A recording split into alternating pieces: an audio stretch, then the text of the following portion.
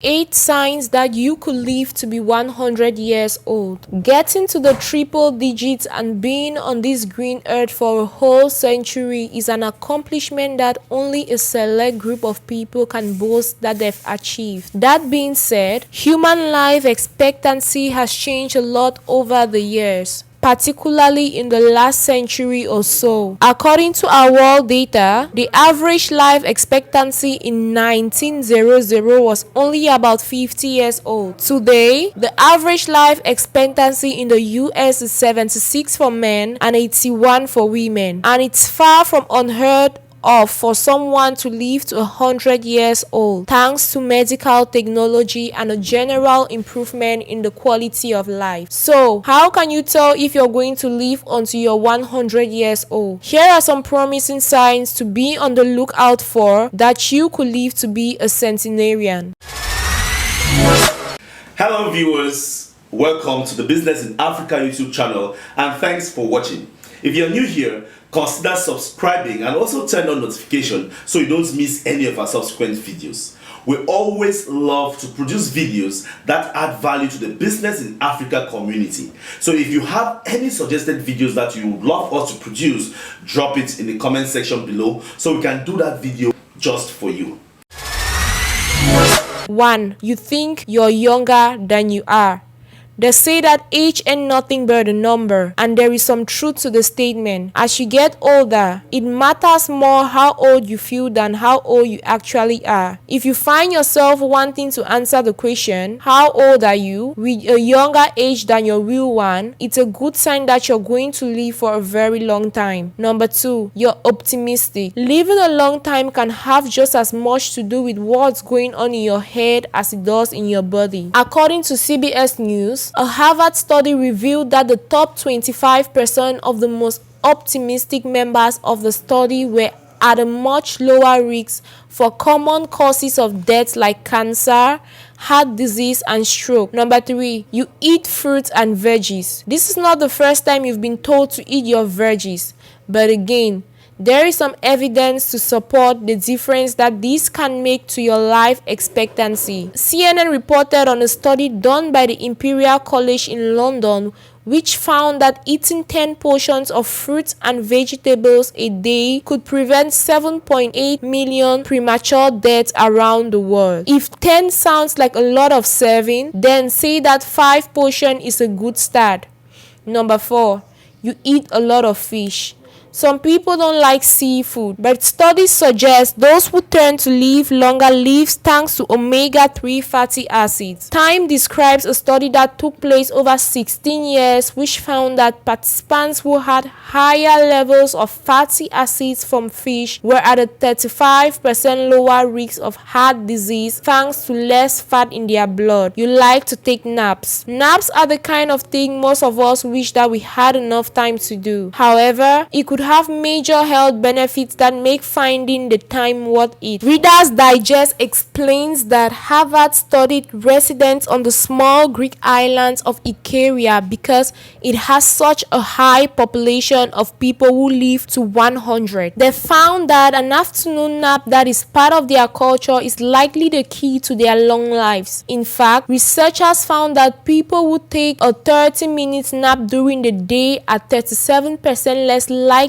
to die from heart disease than those who don't. Number 6, you're active. Sure, you may not be quite as in shape as you were in your prime, but that doesn't mean you can't be active. Exercise, even light exercise, is an important part of any healthy routine. Men's Health even says that just 10 minutes of exercise a day can help extend your life by 1.8 years. Number 7, you're slim where it matters. Maintaining your figure becomes more difficult as you get older. While no one should put pressure on themselves to fit into anything they could not in their 20s, your waist measurement has a lot to do with your heart health according to the Heart Foundation. They report that your heart health may be at risk if your measurement is over 31.5 inches for women or 37 inches for men. Number 8, you have lots of healthy friends. Part of enjoying life is sharing it with other people. Of course, some people like social interaction more than others, but studies show that social butterflies tend to live longer. Psychology today even says that people who spend time with other people and nourishing relationships live longer, healthier lives. Better yet,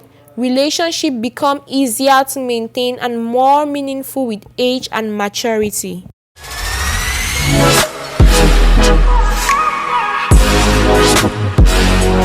Hope you enjoyed that video, and if you did, hit on the like button and also make sure you share.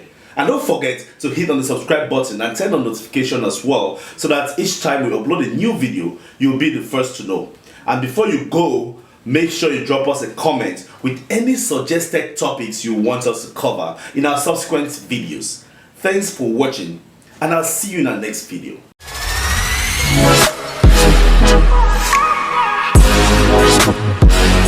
6 steps to create an effective business strategy. Whenever you set off across new territory, you want to consult a map, otherwise you get lost. Stepping forward into the unknown, also known as the future, is what companies do every day. And what do they need to make sure they don't get lost? A strategy, of course, which some may also call a roadmap. Whether you're looking to set new business priorities, outline plans for growth, determine a product roadmap, or plan your investment decisions, you need a strategy. Coming to the realization that your organization needs one is easy. Actually creating a strategy is a little trickier. Here are 6 simple steps to help you deliver an effective business strategy.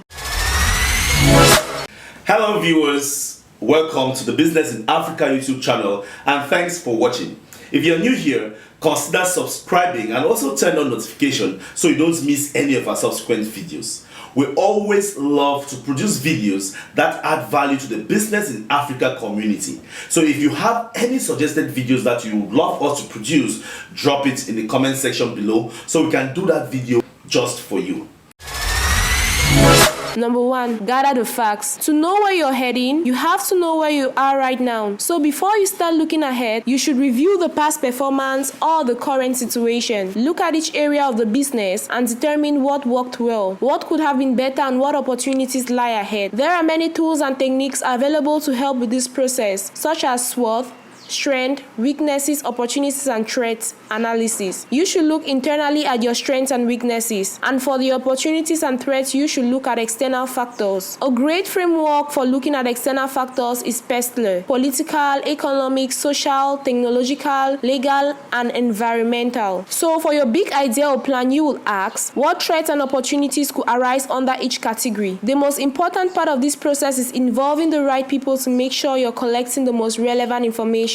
Number 2, develop a vision statement. This statement should describe the future direction of the business and its aims in the medium to long term. It's about describing the organization's purpose and values. Business gurus have debated long and hard about what comes first, the vision or the mission statement. See step 3. But in practice, you could develop both at the same time. Number 3, develop a mission statement. Like the vision statement, this defines the organization's purpose, but it also outlines the primary objectives. This focuses on what needs done in the short term to realize a long-term vision. So for the vision statement, you may want to answer the question, where do we want to be in 5 years? For this mission statement, you want to ask the questions, what do we do? How do we do it? Whom do we do it for? What value do we bring? Number 4, identify strategic objectives. At this stage, the aim is to develop a set of high-level objectives for all areas of the business. They need to highlight the priorities and inform the plans that will ensure delivery for the company's vision and mission. By taking a look back at your review in step 1, in particular the SWOT and PESTLE analysis, you can incorporate any identified strengths and weaknesses into your objectives. Crucially, your objectives must be SMART, specific, measurable, achievable, realistic, and time-related. Your objectives must also include factors such as KPIs, resource allocation and budget requirements. Number 5, tactical plans. Now is the time to put some meat on the bones for your strategy by translating the strategic objectives into more detailed short-term plans. These plans will contain actions for departments and functions in your organizations. You may even want to include suppliers. You are now focusing on measurable results and communicating to stakeholders what they need to do and when. You can even think of these tactical plans as short sprints to execute the strategy in practice. Number 6, performance management. All the planning and hard work may have been done, but it's vital to continually review all objectives and action plans to make sure you're still on track to achieve that overall goal. Managing and monitoring a whole strategy is a complex task, which is why many directors, managers, and business leaders are looking to alternative methods of handling strategies. Creating, managing, and reviewing a strategy requires you to capture the relevant information, break down large chunks of information, plan, prioritize, capture the relevant information, and have a clear strategic vision.